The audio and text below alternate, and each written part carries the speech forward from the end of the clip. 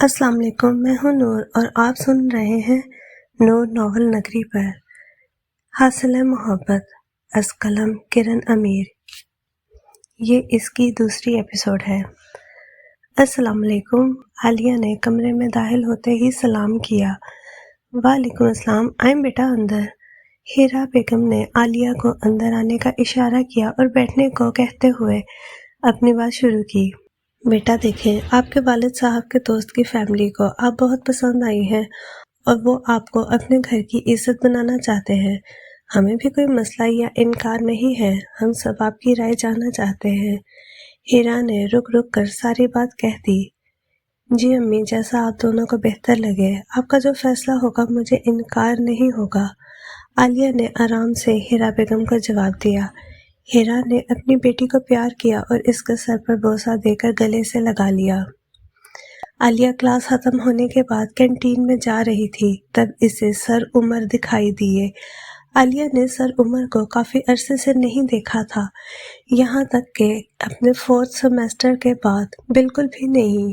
ہاں، بس یونی کے کسی فنکشن میں دکھ جاتے تو دیکھ لیتی اور ہمیشہ کی طرح نظریں چرا لیتی تھی، جبکہ عمر اسے دیکھے یا نہ دیکھے، عالیہ کے لیے نظریں چرانا جیسے فرض ہو گیا تھا۔ اس کو اپنی کیفیت سمجھ نہیں آتی تھی۔ آرام آرام سے عالیہ کو اپنے 4th سیمسٹر یاد آ رہا تھا اور اپنے خیالوں کو جھٹک کر آگے بڑھنے لگی۔ تب صنم نے سر عمر کو سلام کیا۔ السلام علیکم سر۔ وعلیکم السلام، عمر نے بڑے آرام سے جواب دیا۔ کیسے ہیں آپ سر؟ صنم نے عمر کو آگے بڑھتے ہوئے دیکھا تو پھر سے بولنا شروع کر دیا۔ الحمدللہ میں ٹھیک، سر ہم آپ کو یاد ہیں؟ صنم نے پھر سے بولا۔ جی، عمر نے سر جھکا کر بڑے آرام سے جواب دیا۔ عالیہ کے دل نے بہت زور سے مچلنا شروع کیا، اور ایک دم سے کیا، جب عمر نے اپنا اگلا جملہ بولا۔ اپنے اسٹوڈنٹس کو کون بھولتا ہے؟ عمر نے پیاری سی مسکراہٹ دکھاتے ہوئے کہا۔ عمر مسکراتے ہوئے کسی سلطنت کا شہزادہ لگ رہا تھا۔ بڑی بڑی آنکھیں، کھڑی ناک، براؤن رنگ کی ہلکی ہلکی داڑھی، ہونٹوں پر کھلی ہوئی پیاری مسکراہٹ، اس کے جبڑوں پر بڑی سج رہی تھی۔ نیلے رنگ کا سوٹ پہنے ہوئے وہ کسی الگ ہی دنیا سے آیا ہوا لگ رہا تھا۔ عالیہ نے سر اٹھا کر عمر کی طرف دیکھا اور پھر نظریں جھکا لی اور پریشان ہو گئی کہ سر عمر اس سے بات کیوں نہیں کر رہے، جبکہ ایسا نہیں تھا کہ عمر اگر عالیہ کو نہیں دیکھ رہا تھا تو صنم کو بھی نہیں دیکھ رہا تھا اور سر جھکائے بڑے ادب سے جواب دے رہا تھا، ایک اچھے استاد کی طرح۔ سر میں آگے MBA کروں گی، صنم نے خاموشی توڑ کر کہا۔ ماشاءاللہ، اور عالیہ آپ؟ عمر نے عالیہ سے مخاطب ہو کر کہا۔ جہاں عالیہ کی دھڑکنیں تھمی تھیں وہیں عمر کی بھی تھمی تھی، کیونکہ وہ خود پہلی دفعہ عالیہ سے مخاطب ہوا تھا۔ اس کے منہ سے خود بخود نکل گیا سوال، جیسے جانتا ہو کہ عالیہ کے آگے کیا پلان ہے۔ عالیہ نے بہت ہمت کر کے بولنا چاہا تو صنم بیچ میں بول دی۔ ارے سر، عالیہ تو دلہن بننے والی ہے، فی الحال آگے کا کوئی پلان نہیں کیا اس نے، ہے نا عالیہ؟ صنم بہت پرجوش ہو کر بولی اور عالیہ کی طرف دیکھا تو عالیہ اسے چیر کھانے والی نظروں سے دیکھ رہی تھی۔ ماشاءاللہ، خوش رہے، عمر یہ بول کر چل دیا تیز رفتار میں۔ آج دل بہت بے چین تھا، یا پھر ٹوٹ گیا تھا، کرچی کرچی ہو گیا تھا۔ اس کا دل بہت اداس ہو گیا تھا، اپنے کمرے میں زمین کے بل بیٹھے ہوئے اسے اپنی جان جاتی دکھائی دے رہی تھی، جس سے بے پناہ محبت کی، وہ کسی اور کی۔ اس کے ذہن میں یہ الفاظ آتے ہی رک جاتے، آگے سوچنے کی ہمت ہی نہیں ہو رہی تھی، مگر یہ تو حقیقت تھی۔ اسے درد ہو رہا تھا، جیسے اس کے جسم میں شیشے کے ٹکڑے ڈال کر نکال رہے ہوں۔ بار بار عمر خاموش آنسو رو رہا تھا۔ ایک مرد تب روتا ہے جب اس کی عزت پر آ بنے، مگر وہ اس کی عزت نہیں تھی، سوائے محبت کے اس نے عزت بنانے کا صرف سوچا تھا، رد عمل نہیں دیا تھا۔ زارا قطع روتے ہوئے جا رہا تھا، اپنے آپ کو کوس رہا تھا کہ اس کی غلطی کیا تھی، اسے سزا مل رہی تھی۔ وہ اللہ سے مخاطب ہوا، یا اللہ، مجھے ہی کیوں سزا دے رہے ہیں؟ میں نے صرف محبت ہی تو کی تھی، یہ کیا گناہ ہے؟ محبت کرنا گناہ ہے؟ اگر گناہ ہے تو مجھے محبت میں مبتلا کیوں کیا؟ کیوں کیا؟ کیوں کیا؟ کیوں کیا؟ زور زور سے چلا رہا تھا، یا اللہ، میں نے اس کا ذکر صرف آپ کے ساتھ کیا ہے، اس کا ذکر ساری دنیا میں نہیں کیا جس سے وہ رسوا ہو، پھر بھی میری محبت کی اہمیت نہیں۔ میں نہیں کر سکتا اس کا ذکر کسی تیسرے کے ساتھ، اس کے بارے میں بات صرف خدا سے ہوتی ہے۔ عمر کا وجود بھاری ہو رہا تھا تو فوراً اس کے ذہن میں آیا، ان مع العسر یسرا، بے شک مشکل کے بعد آسانی ہے۔ اکثر ایسا ہوتا ہے کہ اپنی سوچوں میں گم ہم بہت ہمت ہارنے کے قریب ہوتے ہیں کہ اچانک کچھ ایسے الفاظ پڑھنے کو ملتے ہیں کہ حوصلہ بحال ہو جاتا ہے۔ یہ اللہ کی طرف سے ہوتا ہے، وہ ہمیں امید کی کرن تھما دیتا ہے۔ وہ اٹھ کر وضو کر کے آیا، نماز عشاء ادا کرنے لگا اور نماز کے بعد وہ اپنے آپ کو ہلکا محسوس کر رہا تھا۔ بیڈ پر جا کر لیٹ گیا۔ کچھ پل میں نیند نے آ کر اسے جکڑ لیا۔ اسے خود معلوم نہیں ہوا کہ وہ کب نیند کی وادی میں چلا گیا۔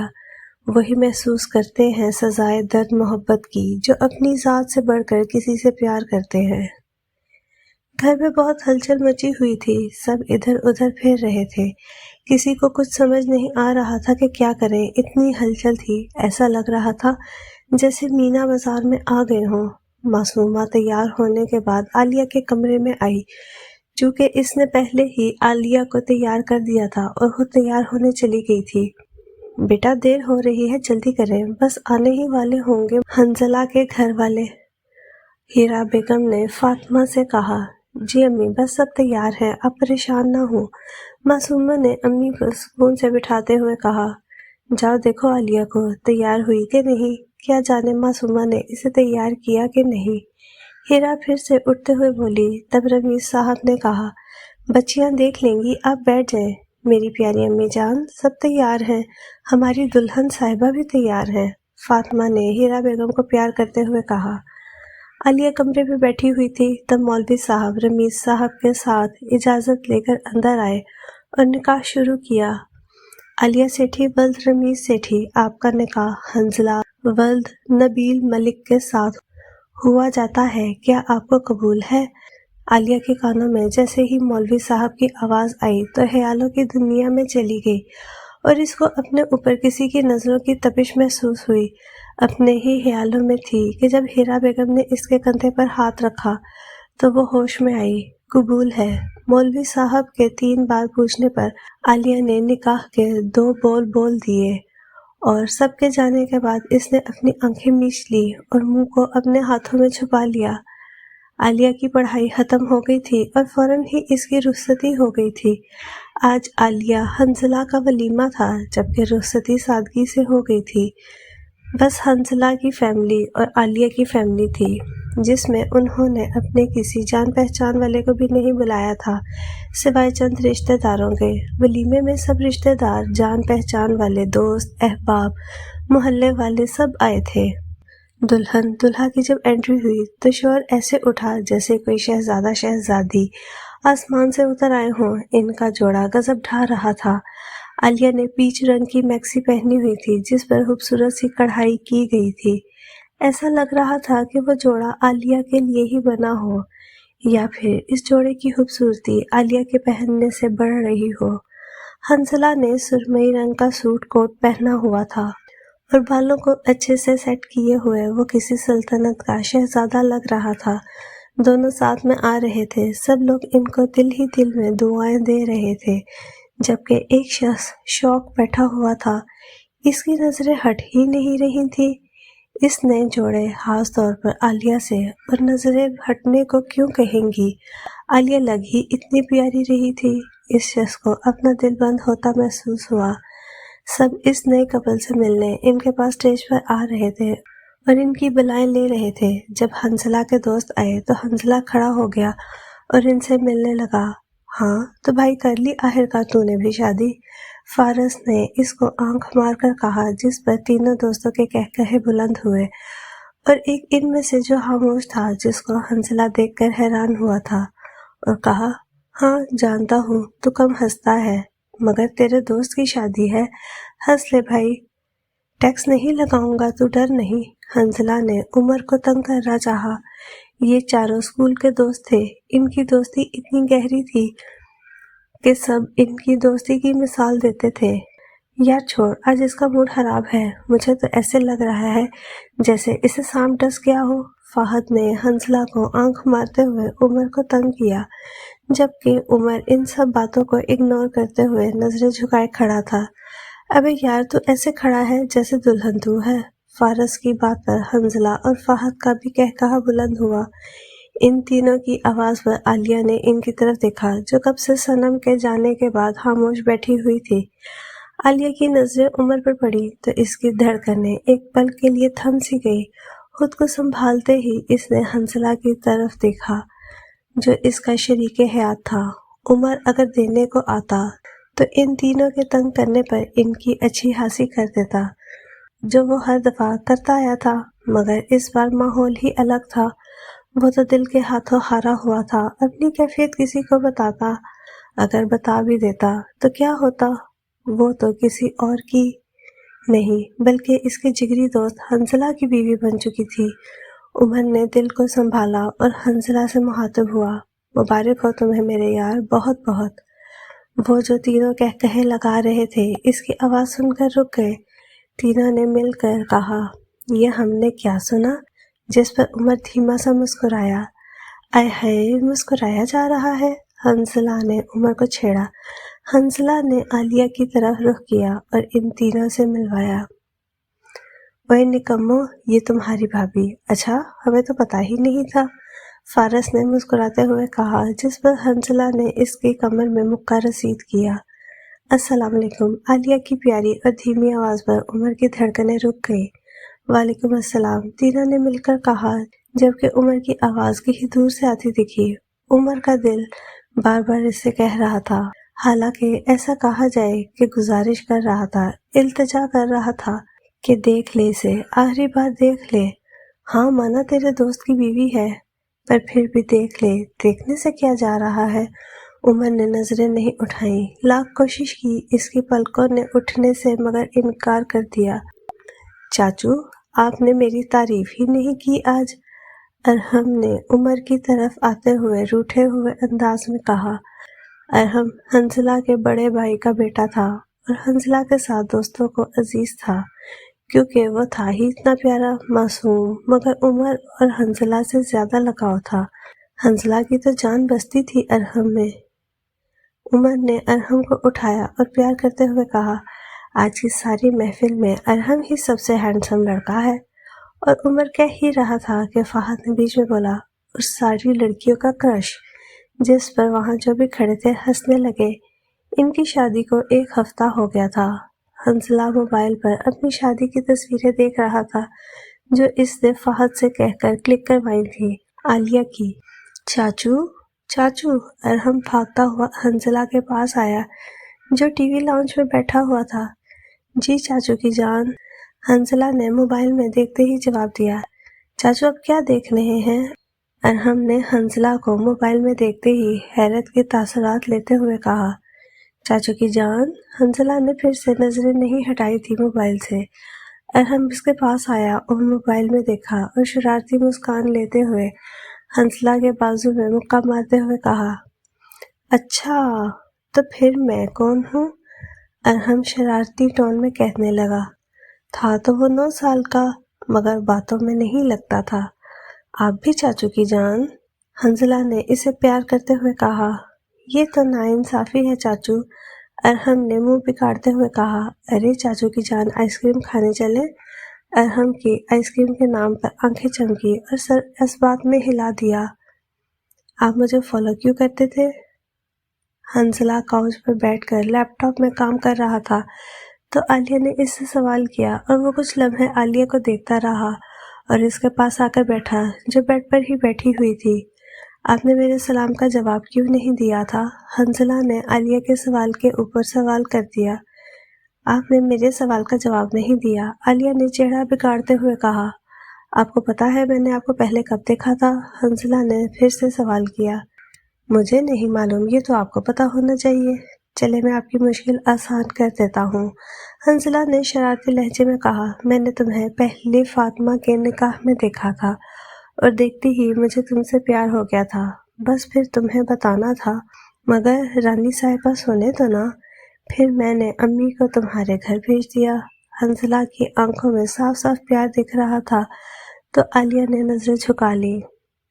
بیٹا آپ فری ہیں؟ شبانہ عمر کے کمرے میں داخل ہوئی تو اسے کتابوں میں الجھے دیکھا۔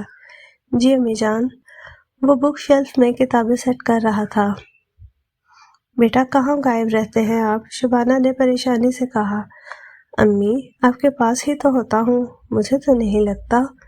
عمر شبانہ بیگم کے پاس آ کر ان کی گود میں سر رکھ کر لیٹ گیا جو بیڈ پر بیٹھی باتیں کر رہی تھی۔ بیٹا کیا ہوا ہے آپ کو؟ کوئی مسئلہ ہے تو آپ مجھے بتا سکتے ہیں، شبانہ بیگم نے عمر کے بالوں میں ہاتھ گھماتے ہوئے پوچھ رہی تھی۔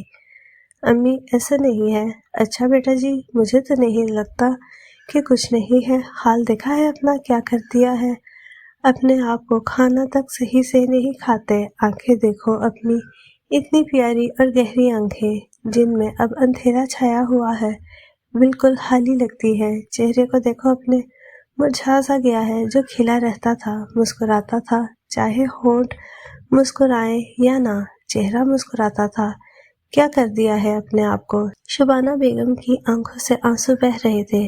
امی جان ایسا نہیں ہے، آپ کو وہم ہوا ہے، اپنی امی کے آنسو صاف کرتے ہوئے بولا اور ان کے سینے سے لگا اور تسلی دیتے ہوئے مسکرایا۔ عمر بیڈ پہ لیٹا ہوا تھا، آنکھوں میں کوئی منظر نہیں تھا، خیالوں سے الجھ رہا تھا، وہ اس سے نہیں سوچنا چاہتا تھا، مگر کب تک لڑے گا اپنے خیالوں سے، اپنی سوچوں سے، اپنے دل سے، اپنے دماغ سے؟ اس سے مسکرایا تک نہیں جا رہا تھا، عالیہ کے بعد بکھر گیا تھا، ریزہ ریزہ ہو گیا تھا، اس کا دل کسی چیز کی چاہ نہیں کرتا تھا، اداس تھا مگر روتا نہیں تھا، اس کے آنسو ختم ہو گئے تھے عالیہ کے ولیمے کے بعد۔ صبح بہت پیاری ہوئی تھی، چڑیا چہچہا رہی تھی، اللہ کی صدا کر رہی تھی، کبوتر اپنی پیاری آواز میں اللہ کو یاد کر رہے تھے، مختلف پرندوں کی آوازیں آ رہی تھی، بہت خوشگوار فضا چھائی ہوئی تھی۔ عالیہ صبح کے 6:30 بجے اٹھی تھی، شاور لے کر آئی تھی اور حنزلہ کو دیکھا جو اپنے کپڑے سلیکٹ کر رہا تھا، کیونکہ اسے جانا تھا، رات کو ہی اس کے مینیجر سے بات ہوئی تھی، ضروری میٹنگ تھی، اسی لیے صبح جلدی اٹھ گیا تھا، ویسے بھی جلدی اٹھتا تھا، عادت تھی نماز فجر کے بعد نہ سونے کی۔ اس کی نظر عالیہ پر پڑی تو کہا، یار مجھے آج جلدی جانا ہے، ایسا کرو تم آنٹی کو بول دو کہ ناشتہ بنا دیں، میں بنا دیتی ہوں۔ نہیں یار، خود کو کیوں تھکا رہی ہو تم، آنٹی کو کہہ دو، وہ کچن میں ہی ہوں گی، اور ان کو پتا بھی ہے مجھے ناشتے میں کیا چاہیے۔ وہ ضروری دستاویزات دیکھ کر بیگ میں رکھ رہا تھا اور عالیہ کو کہہ بھی رہا تھا، ٹھیک ہے، عالیہ کہہ کر چل دی۔ رات کے پہر وہ گاڑی کو آگے پیچھے گھما رہا تھا، موسم بھی اچھا تھا، بادل چھائے ہوئے تھے، زوردار ہوائیں چل رہی تھی، فضا میں اداسی چھائی تھی، سڑک خالی تھی۔ عمر کو موسم سے کچھ لگاؤ نہیں تھا، کیونکہ جیسا موسم اس کے اندر تھا ویسا ہی باہر تھا، وہ بھاگ رہا تھا ان سب سے، مگر کب تک؟ آج دل بہت اداس تھا، بے چین تھا، مچل رہا تھا، گڑ گڑا رہا تھا، ایک چیز کے لیے جس کو عمر نظر انداز کر رہا تھا۔ کب تک نظر انداز کرو گے عمر؟ آج اس کے نفس نے اس سے سوال کیا جس کا جواب اس کے پاس نہیں تھا۔ چھوڑو یار، اس کی قسمت میں نہیں تھی، دماغ نے جواب دیا عمر کی جگہ۔ بکواس بند کرو تم دونوں، وہ میری ہے، دل نے غصے سے کہا۔ واہ کیا بات ہے، وہ کسی اور کی ہو گئی ہے اور اب بھی تیری ہے، داد دینی پڑے گی تمہاری، نفس نے طنز کیا۔ کسی اور کی نہیں، اس کے دوست کی۔ دماغ نے اس کی بات کو صحیح کیا، وہ میری ہے اور میری ہی رہے گی، چاہے کسی اور کی ہو گئی، مگر اپنے اندر سے نہیں نکالوں گا اسے۔ دل بھی ٹھیک تھا، عمر کے اندر جنگ چل رہی تھی، دل، دماغ اور نفس کی، اور نفس ہمیشہ بازی لے جاتا تھا، کیونکہ نفس کچھ غلط نہیں کہتا تھا، دل تو دل ہے، کہاں سنتا تھا کسی کی، اور آج تک اس کی ہی وجہ سے دنیا کے لوگ برباد ہوئے، ہاں، مگر کچھ لوگوں کے لیے یہ دل بڑا خوشگوار ثابت ہوا، مگر سب کی قسمت اچھی نہیں ہوتی۔ عمر کو کسی کی بات پر غصہ نہیں آ رہا تھا، کیونکہ اگر کسی ایک پر بھی غصہ کرتا تو وہ اس کا ساتھ چھوڑ دیتا، اور اس کا مطلب یہ ہوا کہ دنیا سے رخصت ہونا، اور وہ دنیا سے رخصت نہیں ہونا چاہتا تھا، صرف اور صرف اپنی امی جان کے لیے، ورنہ تو جینا اس کے لیے بیکار تھا۔ جس کی چاہ کی وہ نہیں ملی، اب وہ کیا اس چاہ کے لیے اپنے سے متعلق لوگوں کو چھوڑ دیا جائے؟ عمر ایسا نہیں کر سکتا تھا، وہ اپنی امی کا واحد سہارا تھا، اور عمر کو اس کا احساس تھا۔ اچانک موسم ایسا بدلا کہ بادل گرجنے لگے زور و شور سے۔ عمر کو اپنے اندر بھی گرجنے کی آواز آنے لگی۔ وہ گاڑی سے اترا اور سڑک پر گھٹنوں کے بل بیٹھ گیا، گاڑی سے ٹیک لگائی اور آسمان کی طرف اپنا رخ کیا، جہاں سے ہلکی ہلکی بوندا باندھی اس کے چہرے پر آنے لگی۔ جیسے ہی پہلی بوند گری، اس کی آنکھوں سے بھی بوندیں برسنے لگی۔ اس کو سمجھ نہیں آیا کہ یہ بوندیں ہیں یا آنسو۔ اس کو اپنی کیفیت سمجھ نہیں آ رہی تھی۔ اس کی آنکھوں نے بھی رونا شروع کر دیا۔ اس کے دل، دماغ، نفس تینوں نے مل کر کہا، رو لے، آج رو لے، کسی کو پتہ نہیں چلے گا کہ تو رو رہا ہے، کسی کو بھی نہیں، تو رو لے۔ وہ بھی رونا شروع ہو گیا، آنکھوں سے آنسو خود بخود نکلنے لگے۔ وہ منع کرنا چاہتا تھا، مگر آنسوؤں نے اس کی ایک نہ سنی۔ بہت عرصے بعد وہ اپنی تمنا پوری کر رہا تھا۔ یا اللہ! اس کے منہ سے الفاظ نکلے، یا اللہ! پھر سے وہی الفاظ، مگر اس بار آواز پہلے سے برابر زیادہ تھی۔ یا اللہ! اس بار چلایا، اوہ میرے پیارے اللہ، میرے ساتھ کیوں؟ تھکی ہاری آواز اس کے اندر سے نکلی، کیا میں اتنا برا ہوں؟ وہ چلا رہا تھا، اللہ جواب دینا، بچوں کی طرح رو رہا تھا۔ اللہ اتنی سخت سزا کیوں میرے پیارے اللہ؟ کیا میں تیرا بندہ نہیں ہوں؟ جب تو نے اسے میرا کرنا ہی نہیں تھا تو کیوں مجھے اس کی محبت میں مبتلا کیا؟ کیوں؟ ایک اس ہی کی چاہ کی تھی اور تو نے مجھے وہ بھی نہیں دی۔ کیوں میرے اللہ؟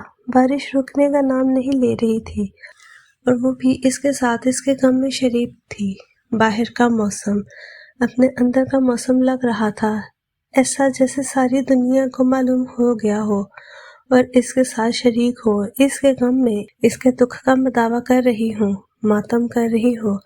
ساری فضا میں اس کو اپنے اندر والی اداسی لگ رہی تھی، دل ہارا ہوا تھا۔ اللہ، میں تو تیرا ہی بندہ ہوں، تجھی سے عشق کرتا ہوں، جب سے اس دنیا میں آیا ہوں، تیری ہی عبادت کی ہے، تجھی کو خالق مانا ہے، بے شک تو اس کا حقدار ہے۔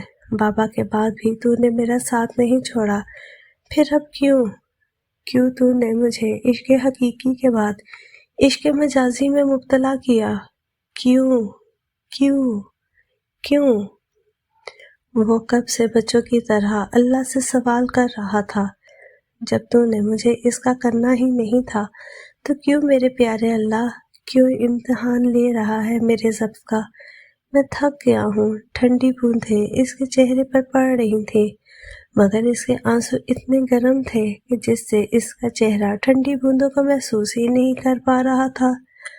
دل چھوٹا نہ کریں، وہ رب دیکھ رہا ہے، وہ رب سن رہا ہے، وہ تمہاری خاموشی میں چھپے ہر درد کو محسوس کر رہا ہے۔ بس یقین رکھو اس پر، وہ جواب دے گا اور ضرور دے گا۔ السلام علیکم۔ حنزلہ کمرے میں آیا تو عالیہ کو جاگتا پایا، کیونکہ اسے دیر ہو گئی تھی، تقریباً 3 بج رہے تھے۔ وعلیکم السلام، عالیہ نے جواب دیا۔ تم سوئی نہیں؟ نہیں، نیند نہیں آ رہی تھی۔ عالیہ کا دل بے چین تھا، وہ حنزلہ کو نہیں بتانا چاہتی تھی، کیونکہ وہ تھکا ہارا آیا تھا اور عالیہ اس سے پریشان نہیں کرنا چاہتی تھی۔ کچھ دیر میں ہی فجر کی اذانیں ہونے لگیں۔ فجر کی نماز ادا کرنے کے بعد اس نے حنزلہ کا دیکھا، جو نیند کی وادیوں میں گم ہو چکا تھا۔ عالیہ کچھ دیر بیٹھی رہی، پھر اس کو بھی نیند آ گئی۔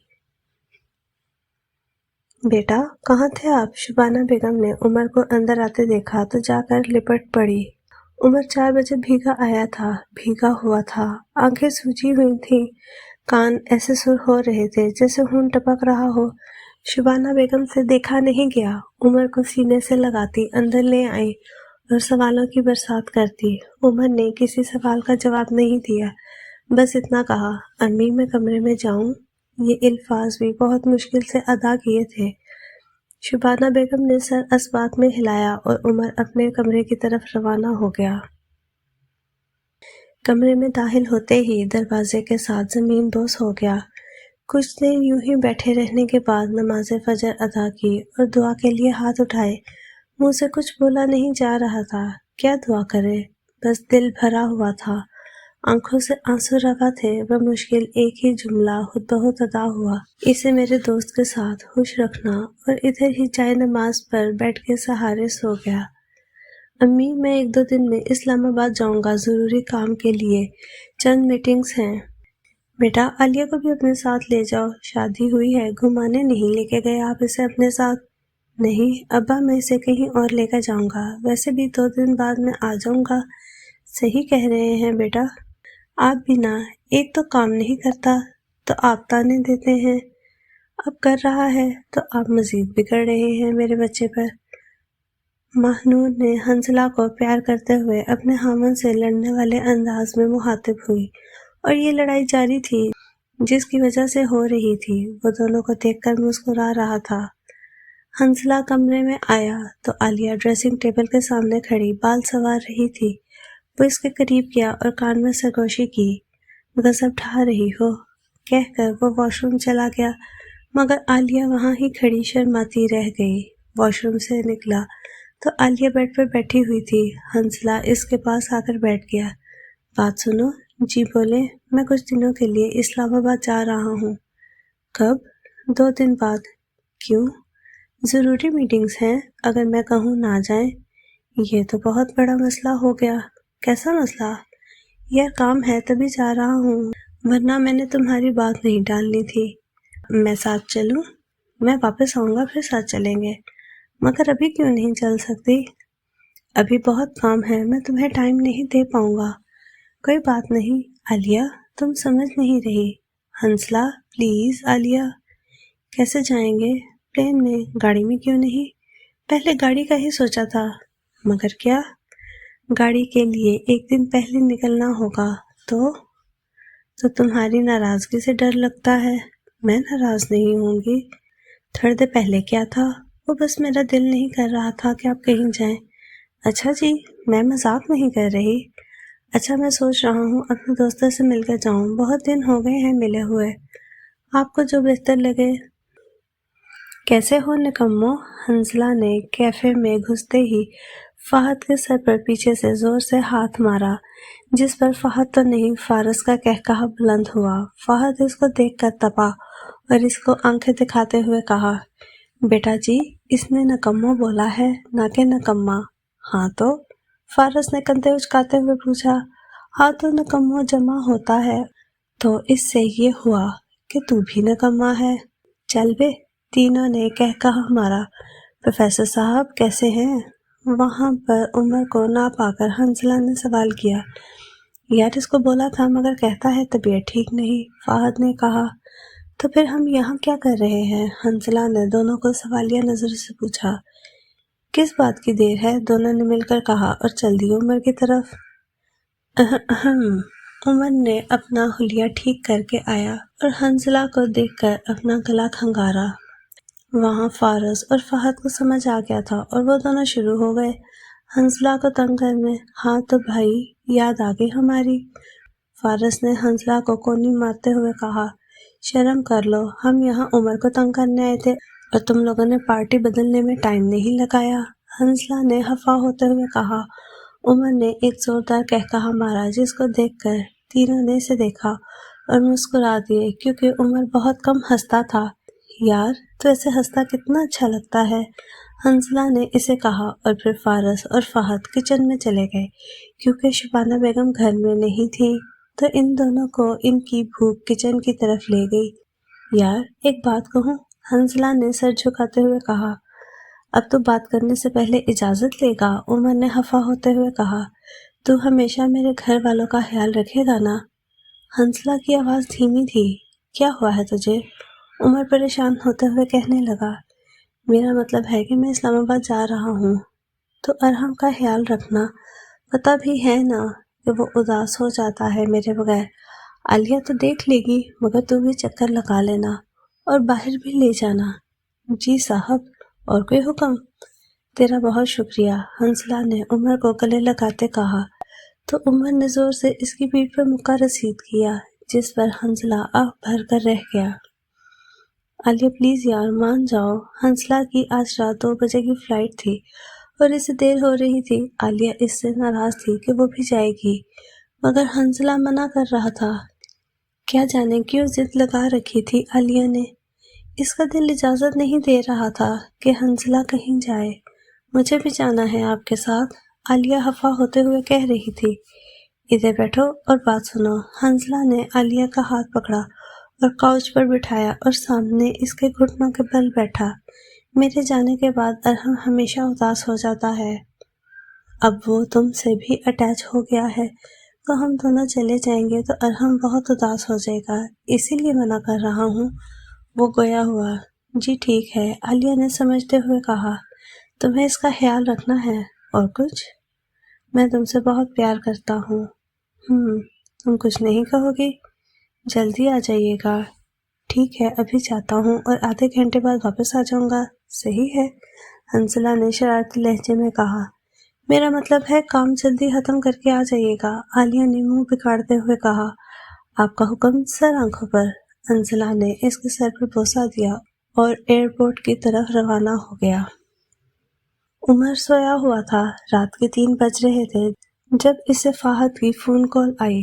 وہ اٹھا اور فون کال ریسیو کی تو جیسے فہد کی آواز اس کے کانوں میں گونجی، اس کی آنکھیں پھٹ گئی اور سانس رک گئی۔ اسے یقین نہیں آ رہا تھا۔ فون کال کٹ کر کے اس نے فوراً گاڑی نکالی اور اپنی منزل کی طرف روانہ ہو گیا۔ گاڑی کو اس نے ایسے اڑایا کہ 30 منٹ کا سفر اس نے 10 منٹ میں طے کیا اور اپنی منزل پر گاڑی روکی۔ اسے سمجھ نہیں آ رہا تھا کہ کیسے ہو گیا یہ سب۔ سامنے فہد نظر آیا، اس کے پاس بھاگتے ہوئے گیا اور گلے لگ گیا۔ حنزلہ کے جانے کے بعد وہ بیڈ پر بیٹھ گئی اور موبائل استعمال کرنے لگی، جس میں ارحم اور حنزلہ کی تصاویر دیکھ رہی تھی۔ وہ دونوں کی کبھی لڑتے ہوئے اور بھاگتے ہوئے، ہنستے ہوئے، پیار کرتے ہوئے، تنگ کرتے ہوئے، نہرے کرتے ہوئے، اور ایسے بہت سے موقعوں پر عالیہ نے ان 2 ہفتوں میں بہت سارے منظر اپنے موبائل میں قید کر لیے تھے۔ وہ ایک ایک تصویر دیکھ رہی تھی اور اس کے سامنے تصویر والا سارا منظر آ جاتا۔ ایک تصویر میں ارحم کو چوٹ لگی ہوئی تھی اور حنزلہ ہنس رہا تھا۔ اسے وہ سارے منظر یاد آ گئے۔ دادی، چاچو کی وجہ سے میں گرا۔ جھوٹے، امی یہ جھوٹ بول رہا ہے، اتنے سے ہو اور جھوٹ دیکھو صاحبزادے کے۔ دادی میں معصوم ہوں، میں کیا کہہ سکتا ہوں، چاچو کے سامنے سب مجھے ہی جھوٹا کہیں گے۔ کمال کی اداکاری کرتے ہوئے ارحم نے بولا۔ گھر میں حنزلہ کے بعد ارحم ہی چھوٹا تھا، تبھی دونوں یوں ہی لڑتے رہتے تھے۔ استغفر اللہ، حنزلہ نے کانوں کا ہاتھ رکھ کر کہا۔ چچی جان، کیا میں جھوٹ بول رہا ہوں؟ ارحم بھاگتے ہوئے عالیہ کے پاس آیا اور عالیہ کو بھی اپنے ساتھ جھوٹ میں شامل کیا۔ عالیہ کیا کہتی؟ ارحم کو پیار کیا اور اس کی معصومانہ باتوں میں ہاں سے ہاں ملائی، جس کی وجہ سے حنزلہ سے ناراض ہوا، جو دوسرے پل ہی مان گیا۔ عالیہ ساری تصاویریں دیکھ رہی تھی جب دروازے پر زور سے دستک ہوئی۔ عالیہ اٹھی اور دروازہ کھولا۔ سامنے ارحم کھڑا تھا، نائٹ سوٹ میں، اور بہت رو رہا تھا۔ عالیہ نے نیچے جھک کر اس سے گلے لگایا اور اس کے آنسو صاف کیے اور پوچھا، کیا ہوا ارحم؟ اس کے موٹے گالوں پر پیار کرتے ہوئے پوچھ رہی تھی۔ ارحم کچھ بول ہی نہیں رہا تھا، بس روئے جا رہا تھا، اور عالیہ کے پوچھنے پر اس کے رونے میں صرف اضافہ ہوا تھا۔ عالیہ کو پریشانی نے آ گھیرا اور نیچے سے آتی آوازوں سے ارحم کا ہاتھ پکڑ کر نیچے آ گئی۔ نیچے کا منظر کچھ ایسا تھا کہ ماہنور بیگم اپنا سر پیٹ رہی تھی، ارحم کی امی انہیں چپ کروا رہی تھی۔ عالیہ کو یہ منظر بالکل بھی نہیں بھایا، جلدی آگے آئی اور ماہنور کے پاس آ کر بیٹھی، ان کے کندھوں پر ہاتھ رکھا اور پوچھا، کیا ہوا امی؟ ماہنور نے اسے بغیر دیکھے ہی بتایا، جسے سن کر عالیہ کے پیروں کے نیچے سے زمین نکل گئی۔ ایسا کیسے ہو سکتا ہے؟ بالکل نہیں، غلط کہہ رہی ہیں آپ کو نہیں پتا لگ رہا کہ کیا کہہ رہی ہیں آپ؟ دھیان دیں اپنی باتوں پر امی، عالیہ چلا رہی تھی۔ آنکھوں سے آنسو روا تھے۔ وہ ماہنور بیگم کو کندھوں سے ہلا رہی تھی، التجائی نگاہوں سے دیکھ رہی تھی کہ وہ کہتے کہ ہاں وہ جھوٹ کہہ رہی ہیں، مذاق کر رہی ہیں، مگر ایک ماں ایسا مذاق کیسے کر سکتی ہے، وہ بھی اپنے بیٹے کے حوالے سے جو اب دنیا میں نہیں رہا، اب دنیا سے چلا گیا ہے، ہمیں چھوڑ کر چلا گیا ہے۔ ماہنور بیگم نے عالیہ کو زور سے کندھوں سے پکڑا اور اونچی آواز کر کے کہا تاکہ عالیہ کی سمجھ میں آ جائے کہ وہ مذاق نہیں کر رہی۔ عالیہ جو کھڑی ہو گئی تھی، ماہنور بیگم اسے بتا دیں کہ وہ مذاق کر رہی ہیں۔ جیسے ہی انہوں نے کہا کہ وہ مذاق نہیں، تو عالیہ ہوش میں ہی نہیں رہی۔ اب اس کا شوہر اس دنیا میں نہیں رہا۔ عالیہ نے آنکھوں سے آنسو صاف کیے اٹھی اور زور زور سے کہنے لگی، آپ سب مل کر جھوٹ بول رہے ہیں، یہ سفید کپڑے کیوں بچھا رہی ہیں آپ؟ ملازمہ آنگن میں زمین پر سفید چادریں بچھا رہی تھی تو عالیہ چلاتے ہوئے انہیں روکنے لگی۔ عالیہ بس کر جاؤ۔ ہیرا بھاگتے ہوئے آئی اور عالیہ کو خود سے لگا لیا جو ابھی آئی تھی۔ امی دیکھیے نا، یہ سب میرے ساتھ مذاق کر رہے ہیں، عالیہ اپنی امی سے لپٹتے ہوئے کہہ رہی تھی۔ ہیرا نے عالیہ کو بٹھایا اور ساتھ خود بیٹھ کر اس کے چہرے کو اپنے ہاتھوں کے پیالے میں لے لیا اور اس کا سر چوما، سینے سے لگا کر دھیمی آواز میں کہا، عالیہ حنظلہ نہیں رہا اب ہمارے درمیان، جس کو سن کر عالیہ کی ہچکیوں میں اضافہ ہو گیا۔